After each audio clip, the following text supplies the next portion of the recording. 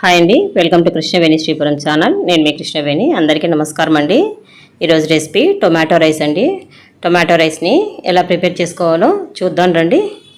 గంట ముందు నానబెట్టుకున్నటువంటి బాస్మతి రైస్ని ఫస్ట్ ఇలా సపరేట్గా ఉడకబెట్టుకోవాలండి. ఇందులో కాస్త ఆయిల్ని వేసి ఉడకబెట్టుకుంటే రైస్ అనేది పొడి పొడిగా ఉంటుంది.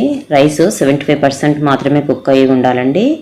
ఇలా 75% కుక్ చేసుకున్న తర్వాత ఇందులో ఉన్నటువంటి వాటర్ని అంతా వంచేసుకుని ఇలా నేను ప్లేట్తోనే పక్కకు వంచేసి తీసుకున్నానండి. ఇప్పుడు ప్లేట్ వేయకుండా ఈ రైస్ని ఇలా పక్కన పెట్టేసుకోవాలి.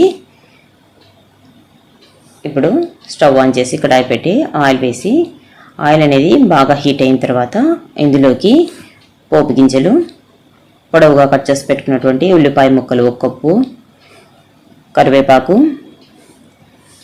4 పచ్చిమిర్చి నిలువుగా కట్ చేసుకున్నవి, 1 ఎండుమిరపకాయను వేసుకుని 3 నిమిషాల సేపు మీడియం ఫ్లేమ్లో వీటిని ఫ్రై చేసుకోవాలి.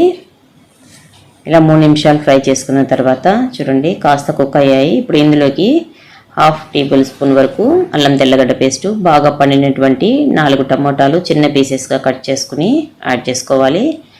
టేస్ట్కి తగినంత సాల్ట్ని యాడ్ చేసుకుని లో టు మీడియం ఫ్లేమ్లో ఈ టమోటా ముక్కలు మెత్తబడే వరకు ఉంచాలండి. దీనిపైన లిడ్ వేస్తే కాస్త త్వరగా కుక్ అవుతాయి. లిడ్ వేసుకుని టమోటా ముక్కలు మెత్తబడే వరకు ఉంచాలండి. చూడండి టమోటా ముక్కలంతా కూడా మెత్తబడ్డాయి కదా. ఇప్పుడు ఇందులోకి 1 టీ స్పూన్ పసుపు, 1/2 టేబుల్ స్పూన్ వరకు ఎండు కారం పొడి, 1 టీ స్పూను ధనియా పౌడరు, 3 పించుల గరం మసాలా, చాప్ చేసి పెట్టుకున్నటువంటి కొత్తిమీర, పుదీనా యాడ్ చేసుకుని 2 నిమిషాలు ఫ్రై చేస్తే సరిపోతుందండి. పుదీనా వేసుకుంటే మంచి స్మెల్ వస్తుందండి. ఇందులోకి ఇప్పుడు వాటర్ వండి పెట్టుకున్నటువంటి రైస్ని యాడ్ చేసుకుని అంతా ఒకసారి బాగా మిక్స్ చేసుకోవాలి. రైస్ని కలిపిన కూడా ఎరిగిపోదండి, ఎందుకంటే 75% మాత్రమే కుక్ చేసాం కాబట్టి. ఇప్పుడు ఫ్లేమ్ అనేది సిమ్లో ఉంచుకుని దాదాపుగా 5 మినిట్స్ వరకు సిమ్లోనే ఉంచుకోవాలండి.